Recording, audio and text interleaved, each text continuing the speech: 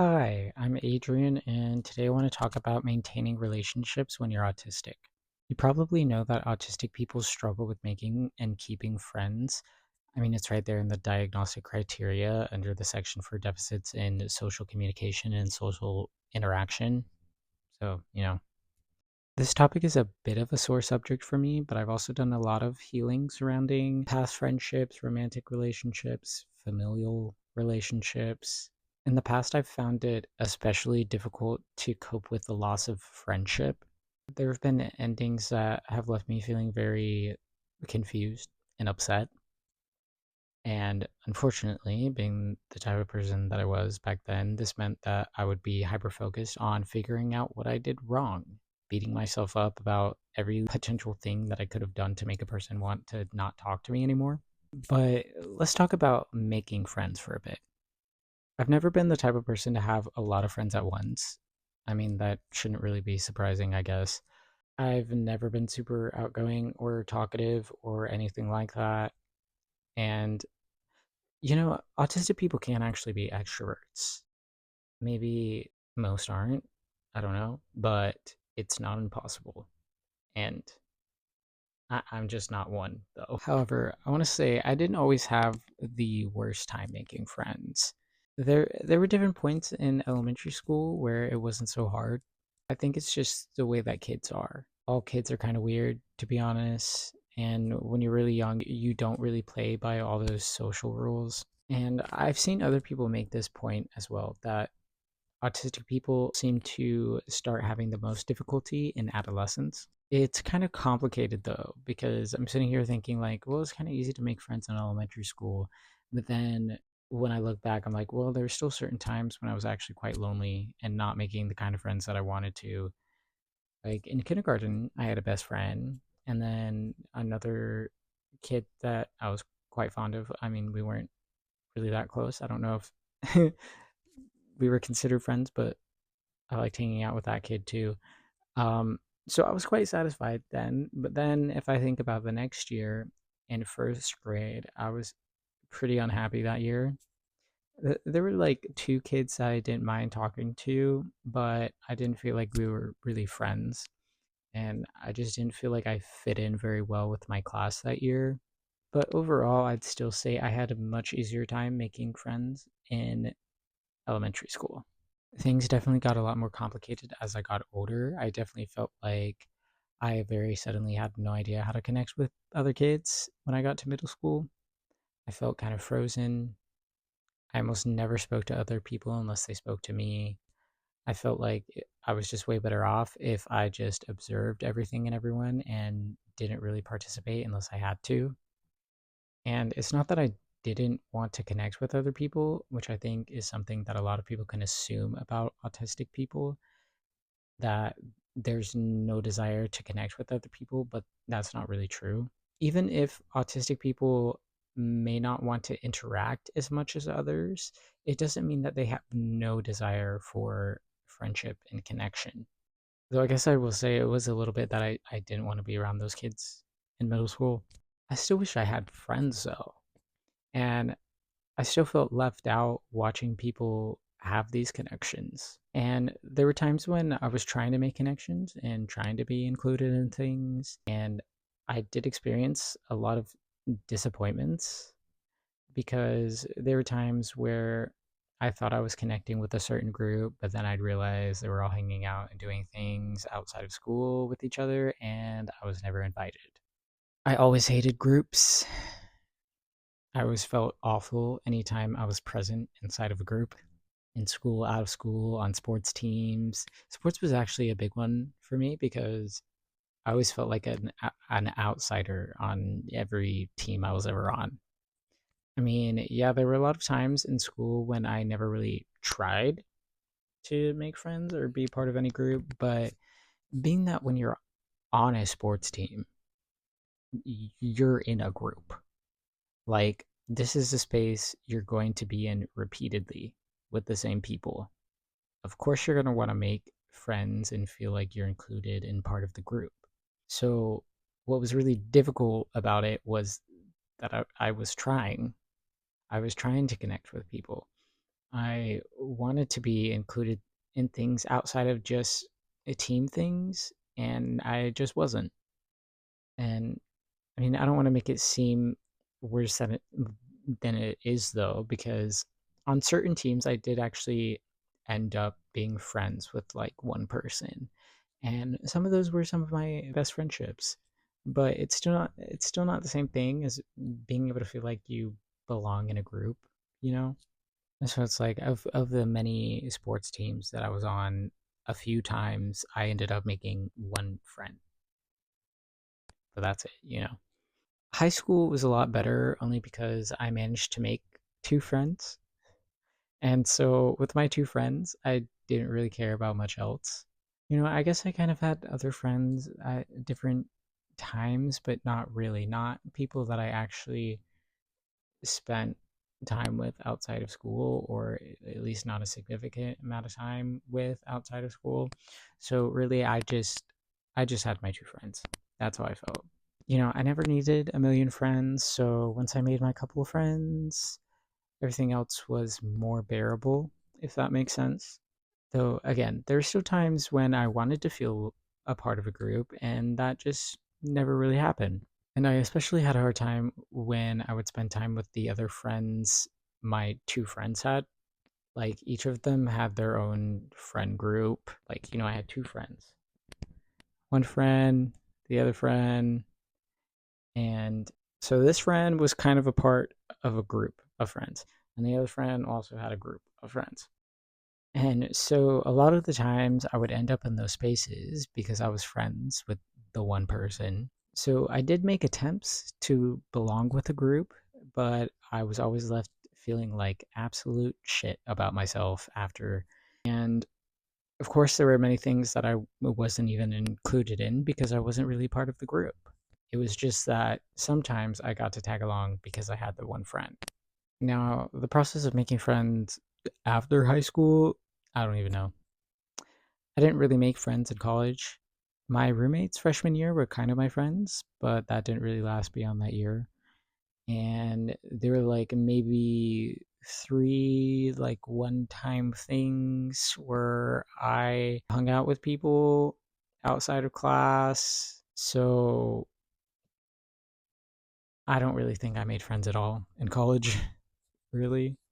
And for a long time now, the only real place I've made friends is online. I did make one friend, or I guess a few, but really just mainly one friend from work, by my kind of definition of friendship. So I had one friend from work, and this was like the last friendship I was really excited about. Um, I mean, outside of like the friends that I've made recently, this was the last time that I was so excited. I made a friend. I was like, oh, this is really cool. Really like this person. But now we don't ever talk. I think it's been a couple years since I've seen them now, and I do think about it sometimes and feel a little sad. I don't think that anything happened, but I sometimes wonder and worry that I did something wrong, or worry that they just decided that they don't like me. I don't know. But okay, so that's a lot about me, but I also want to talk about things that actually contribute to autistic people having a hard time maintaining relationships. So, for one, autism is, like I said in the beginning, largely defined by deficits in social communication and interaction.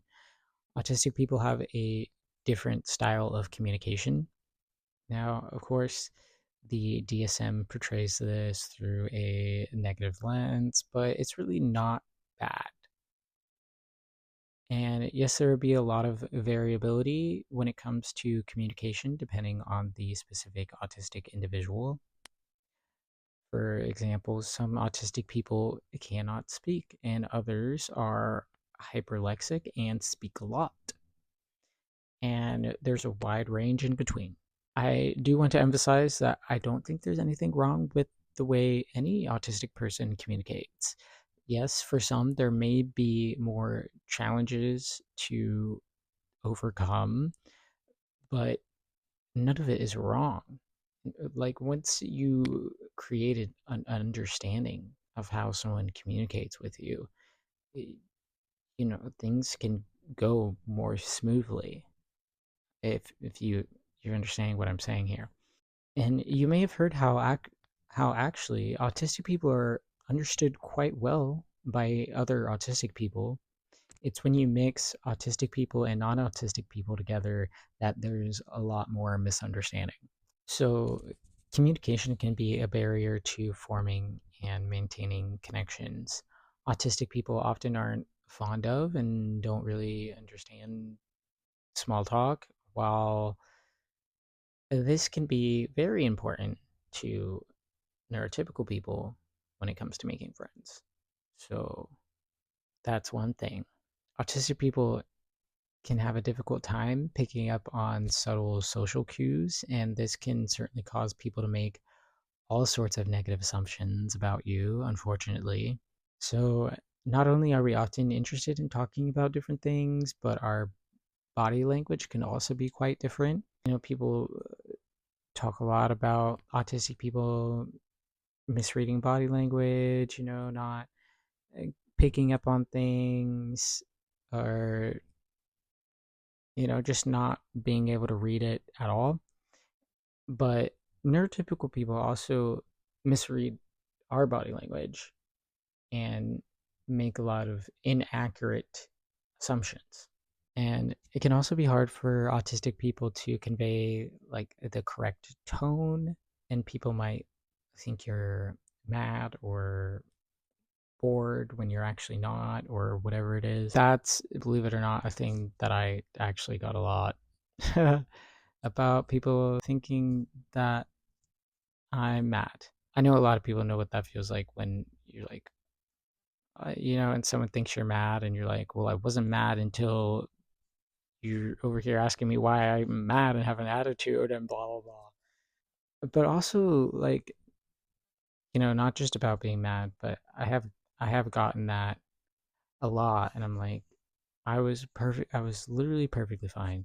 But I also get like people thinking that I'm just upset, like unhappy in some kind of way, that I'm not having a good time. And it's actually something that cost me a great deal of like unpleasant encounters with people that I was close to. And I'm like, I thought that by now you would understand this. I'm like, how many times do I have to tell you that I'm fine and this is just my face? And like we're like inside chilling, um and I don't have the energy to control my face anymore. Like, but I'm fine. This is me having a good time right now, you know? So, a lot of frustrating situations with that, I'll tell you.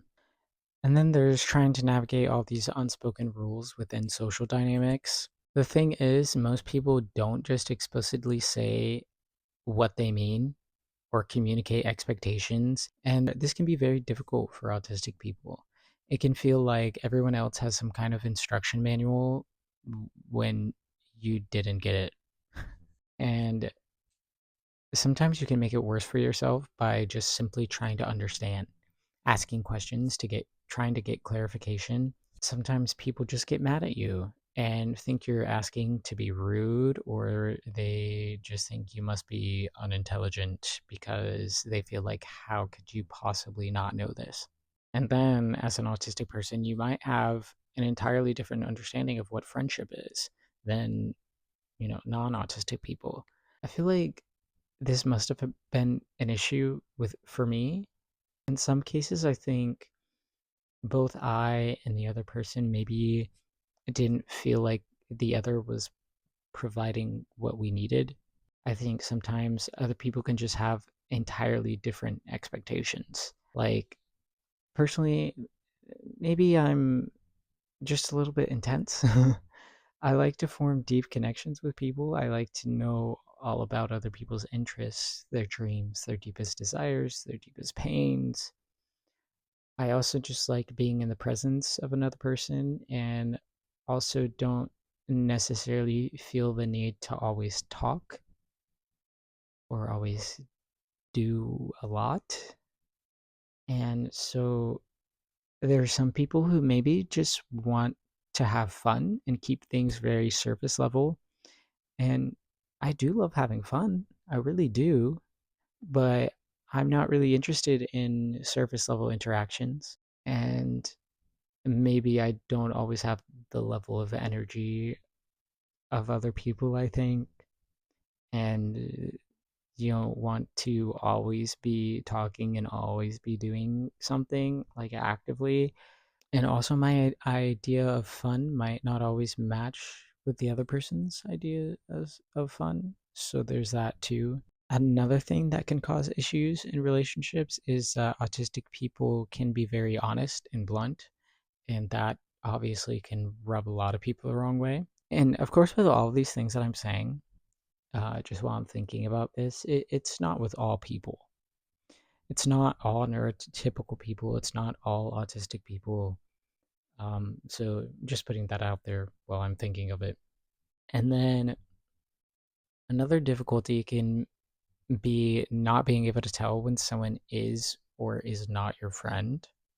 Again, this is to my point about most people not explicitly stating things. So you might find yourself in a situation as an autistic person where you think someone is your friend, but really they are not, and actually might not be treating you very well.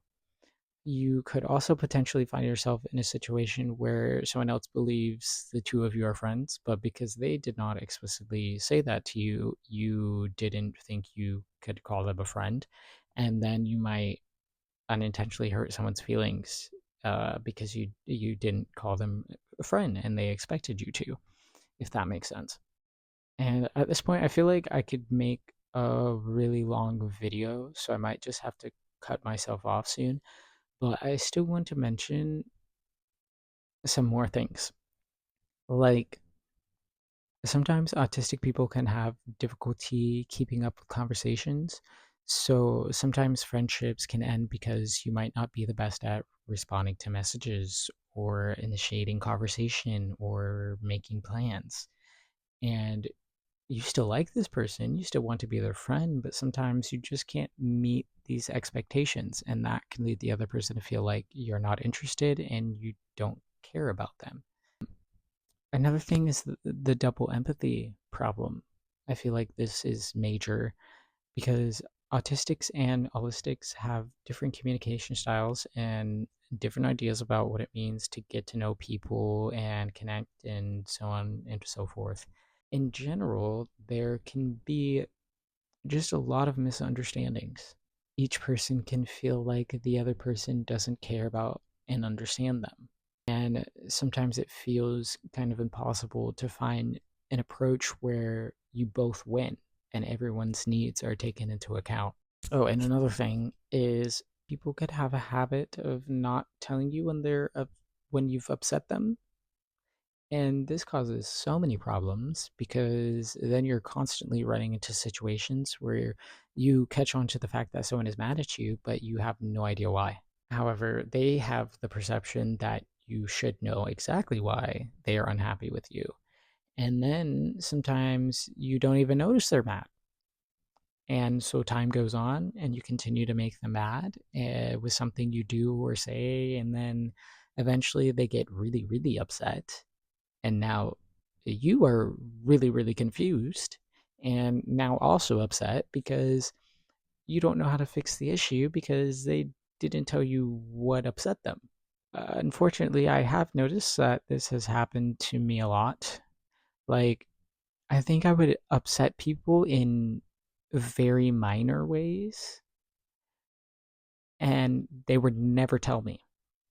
And I'd only find out after things got so bad between us for like other reasons. And then they're like, and you always did this thing, or like, this thing about you really pisses me off and I can't stand it. And I'm like, what the fuck? Like, I'm sorry if you do that. It's definitely your fault. At this point, that's on you. You should have said something way sooner and you never would have gotten to this point of being so angry and so resentful that you had to blow up on me and probably also say a bunch of additional unnecessarily mean things about me. Okay, yeah. So this video is probably long enough. Thank you so much for watching. Also, I've decided to make a second YouTube channel so I don't have to worry about feeling bad about not always posting what probably most people came here for. Though I still might post whatever I want. But I did make a second YouTube channel, which I think I'll put in the description maybe. And that channel is where I'm going to post a bunch of like spiritual stuff because that's what I really like to talk about. So if that sounds interesting to you, you can also follow me there. Anyway, bye. I'll see you in the next video. Thanks for liking, commenting, and subscribing.